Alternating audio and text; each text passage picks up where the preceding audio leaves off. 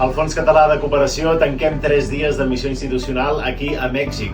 on hem visitat diferents ONGs, entitats i també hem escoltat testimonis de la vulneració dels drets humans que hi ha a tota la frontera sud de l'estat de Chiapas on ens trobem. Nosaltres treballem projectes de suport jurídic a les persones que creuen la frontera, que fan desplaçaments, migracions forçades i que els donem aquest suport jurídic a través de 2 entitats com són Fray Bartolomé i Fray Matías i a l'estat de Chiapas.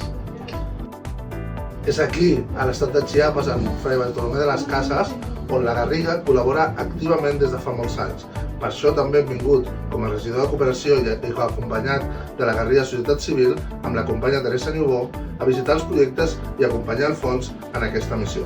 Des del Fons Català, aquests dies, juntament amb la Taula per Mèxic i amb la plataforma Pau i Drets Humans Unió Europea Mèxic, hem establert diferents reunions amb el govern de